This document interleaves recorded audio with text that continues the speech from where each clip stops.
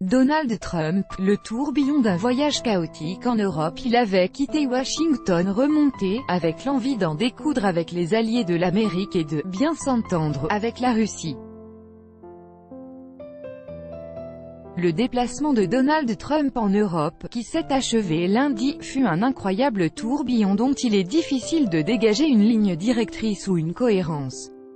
Nicholas Burns, ancien diplomate et professeur à Harvard, a parlé du « voyage le plus chaotique et destructeur jamais effectué par le président américain ». À bord d'Air Force One, dans la salle de conférence de presse de l'OTAN ou dans les salons du palais présidentiel d'Helsinki, un sentiment d'improvisation dominait. Bruxelles, Londres, Helsinki, les semaines et mois à venir diront jusqu'où ces 7 jours auront distendu, ou irrémédiablement abîmé les liens transatlantiques. Reste pour l'heure un périple présidentiel qui renforce l'impression tenace qu'aucune voix, ministre ou conseiller, ne pèse véritablement dans l'équipe Trump, à part celle de Trump lui-même. L'impression aussi d'un président qui s'est enhardi, fonce sans retenue ou presque, porté par la fidélité à toute épreuve de sa base électorale qui raffole de « l'Amérique d'abord », retour en 4 temps sur un voyage pas comme les autres, coup de sang au petit déjeuneur. La journée débute a priori paisiblement dans un salon de la résidence de l'ambassadeur États-Unis en Belgique par un petit déjeuner entre Donald Trump et le secrétaire général de l'OTAN, Jens Stoltenberg. Le locataire de la Maison-Blanche lance d'emblée un charge d'une violence inouïe contre ses alliés. Dans le viseur, l'Allemagne, accusée d'être totalement contrôlée par la Russie, le malaise est palpable, les visages de fige, ses conseillers ne bronchent pas, comme tétanisés. Angela Merkel et Donald Trump au sommet de l'OTAN à Bruxelles, le 11 juillet 2018. Copyright AFP, Brendan Smialowski. Stoltenberg tente un ton conciliant, explique que la force de l'OTAN est précisément, malgré les différences entre ses 29 membres, de rester unis. Trump se cabre, insiste, en rajoute.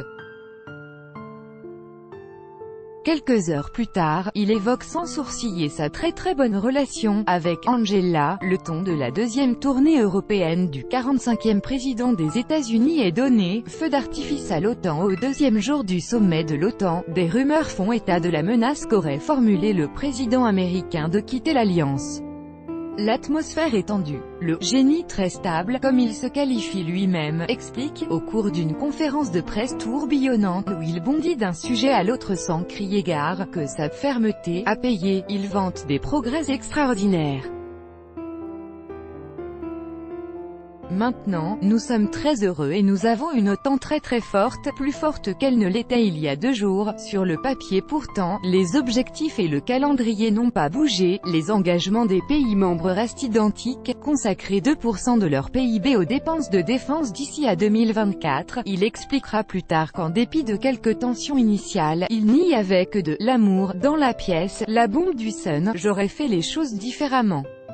J'ai dit à Theresa May comment procéder, mais elle ne m'a pas écouté. Nombre de Britanniques s'étranglent à la lecture de l'entretien que le président américain a accordé au tabloïd The Sun, publié au moment où s'achève le dîner donné à son honneur par Madame May dans le cadre somptueux du palais de Blenheim, près d'Oxford. Le lendemain, lors d'une conférence de presse houleuse, il s'attaque aux médias avec une violence redoublée, déplore que « chose gentille » n'ait pas été mise en titre. L'étape anglaise sera une succession de faux pas, ou de provocations, suivant les interprétations. Comme lorsque sa porte-parole tweet une photo de lui à Chequers, la résidence de campagne des premiers ministres britanniques, assis dans le fauteuil de Winston Churchill, avec un air satisfait, dans une posture de défi. Comme une revanche, Theresa May attendra qu'il soit parti jouer au golf en Écosse pour expliquer calmement que Trump lui avait recommandé d'attaquer l'UE en justice.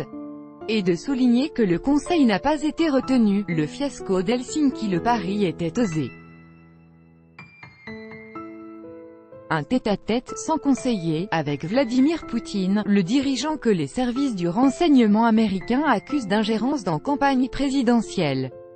L'étrange conférence de presse qui a suivi a tourné au fiasco pour Donald Trump qui, d'approximation en questions alambiquées, a donné l'impression de prendre le parti de l'homme fort du Kremlin contre les agences de renseignement de son pays.